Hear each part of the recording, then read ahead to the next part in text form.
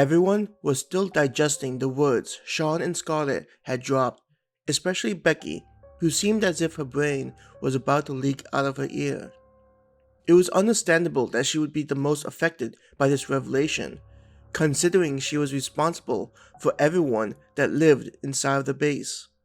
With the discovery that mana was spewing out of the various rooms, once thought to only be used for simulations, Becky would need to decide how to share this information with everyone else.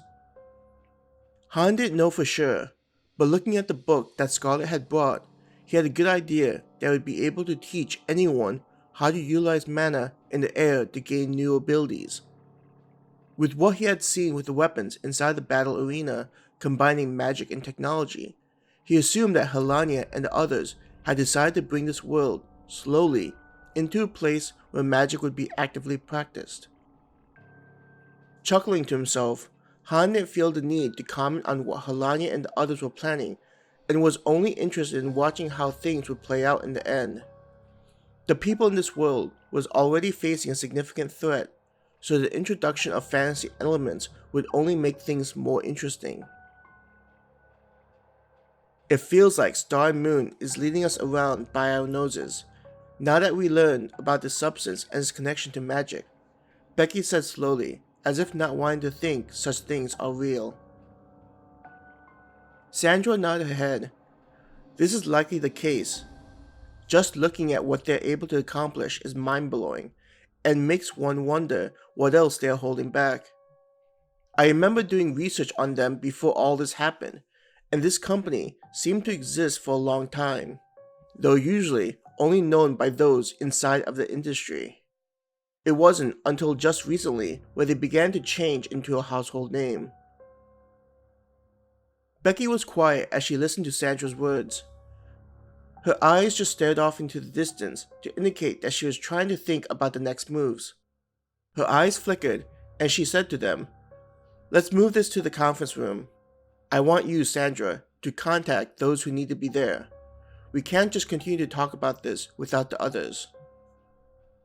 Nodding her head, Sandra began heading out of the room to contact the relevant parties. Sean and Scarlett followed after her. Han nor Scarlett glancing at him, seeming to communicate that they should catch up soon. He motioned with his head that he agreed with the idea and then faced Becky. Becky had her head resting on her hands and elbows on the table. Understanding that this was a lot put on her all at once, Han didn't interrupt and patiently stood there. He was wondering whether the new information affected Becky's need to see him, but the fact that Becky hadn't asked him to leave meant that she still required him in the office. Lifting up her head, Becky looked at Han. "What are your thoughts on learning that magic is real?" she asked him. Shrugging his shoulders, Han responded, "I suspected the same way that Sean did when I learned I could add those crystals to my weapon. I've had a suspicion that the arena wasn't just a simple virtual reality room, and with this new revelation, I think I'm right in my suspicions."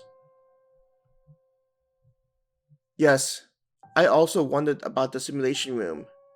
If we were simply training in a digital environment, we would have been plugged into the system, somehow, instead of just being able to walk into the world. I get the feeling that this substance is involved to some extent for us being able to revive even after being killed by those monsters. Becky slowly breathed in. I didn't want to think of such things, considering it likely meant that we were being killed and resurrected repeatedly. It does make things easier for us, with the world we're living in. Those modified humans aren't leaving anytime soon, and at some point, we are going to need to face them, which would lead to people dying. If we are already used to it, then it gets rid of one of the biggest hurdles that soldiers face when going to battle, Han said lazily. Hearing Han's words, Becky shuddered at the thought. We were never meant to become soldiers. The idea that we may have to go into battle against those things isn't something I'm looking forward to. Just keeping them at bay is something we're struggling to do in addition to our patrols around the area. I get the feeling that we may not only have to face those creatures, Han said. In a world where supplies are limited, people inside a bigger group may decide that our base is worth the lives of their members. He remembered the group inside the mall who were willing to kill him and abduct the others for their own selfish desires. I find it a comfort that those types of people do not have access to this new information. Just thinking about those mobs of bandits being able to use magic against us. Becky trailed off, not wanting to finish the thought. Her face grew serious as she addressed him. I want to talk to you about the reason I asked Sean to bring you here. There was a pause as she collected her thoughts. First, I want to congratulate you on your win. Your success in the battles is really helping to boost morale inside of our base. Thank you. I don't think we could have been as successful without the guidance from the more experienced teams. I've talked with the others, and we've decided to train as if to get ourselves prepared for anything that could happen in the future, which is why I think we're doing so well against other teams who still think of the games as just games. Han thanked Becky for her words. That's a good mentality to have, and leads perfectly into the reason I asked you to come here, Becky said. While you're waiting for the next game to begin, I want to request for you to make a trip to test out the new equipment. I want to see whether the weapons and upgrades work outside as well as they do in the arena. Han lifted an eyebrow at the suggestion. Is there a reason for this request? Though my initial plan will need to be updated, I've meant to try and send some of the teams to the nearby areas. Through the wire, I've been in communication with the other universities and companies participating in the competitions and have survived. And I think we need to rebuild the society we've lost with the coming of the modified humans, Becky explained. We can't keep playing this defensive strategy, though I'm also not suggesting for us to go completely offensive. The way those things can adapt is too great of a threat. At the same time, we need to begin testing out what their weaknesses are. Do you think that the substance that's leaking out could be something used to fight against the monsters out there? Han asked. Becky raised both of her hands into the air. I don't know. I honestly have no idea if those things even have a weakness. For all we know, those things developed the way they did because of this substance leaking out or existing in the world this entire time. She moved her hand to indicate the books on a nearby bookshelf. Since the dawn of mankind, we've had stories about people doing fantastical things. Ancient kings building kingdoms and empires with the help of people wielding great power.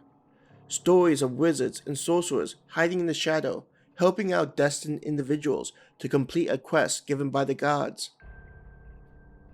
I remember reading many of these mythologies during school, writing reports about how these stories were a metaphor about hubris and other themes.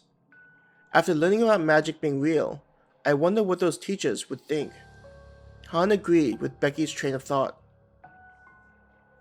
Standing up from a chair, Becky walked over to one of the bookshelves and pulled out a book.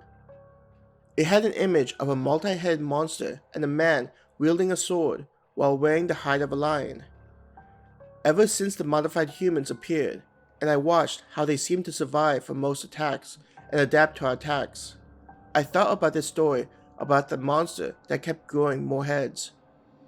She opened the book and turned the pages as if lost in her memories. It wasn't until the hero burned the stump of the freshly cut off head that he was soon able to kill the monster. Snapping the book closed, Becky looked at Han.